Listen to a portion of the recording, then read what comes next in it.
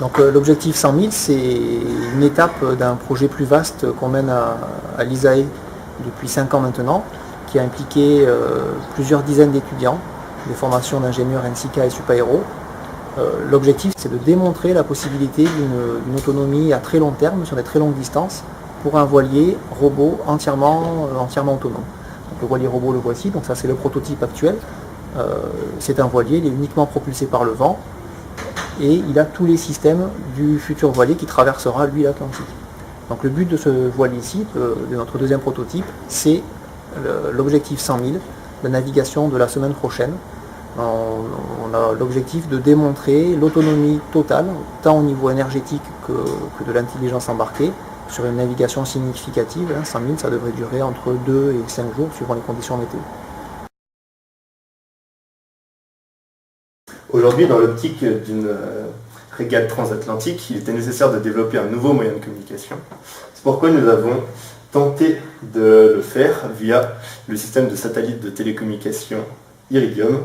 Le système Iridium communiquant avec le bateau par un serveur mail, nous avons développé une interface graphique en PHP afin d'éviter à l'utilisateur d'avoir à traduire lui-même des mails. Cette interface a pour but de pouvoir interpréter directement les données reçues depuis le bateau et lui envoyer des mails, le tout de manière facile. La prochaine grande étape pour notre IHM sera la validation cet été lors de l'objectif 100 000. Alors moi je suis parti de l'équipe de pilotage automatique de l'iBoat. On a travaillé sur deux principaux points, donc la voile et le safran.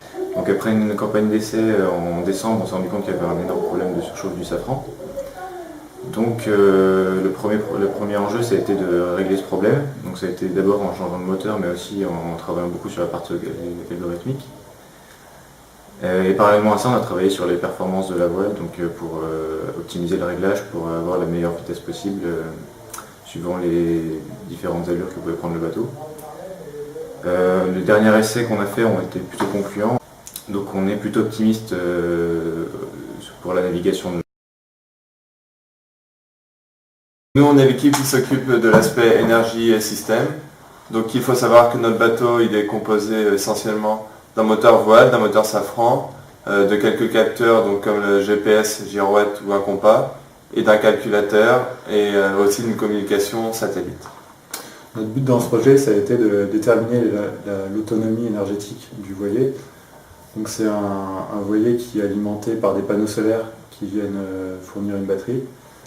Et donc on a mesuré les consommations de chaque équipement pour voir si le bateau était autonome suivant les conditions d'ensoleillement. Et la conclusion, c'est que l'objectif 100 000 est réalisable, puisque avec un ensoleillement moyen, le voilier peut être autonome pendant 4 à 5 jours. Les participants à ce projet sont répartis en 3 équipes. L'une suivra le robot en voilier et restera en contact visuel permanent pour assurer la sécurité de la navigation. La deuxième communiquera avec le robot via la liaison satellite et la dernière, basée au sol, sera prête à intervenir en cas de problème pour récupérer le robot.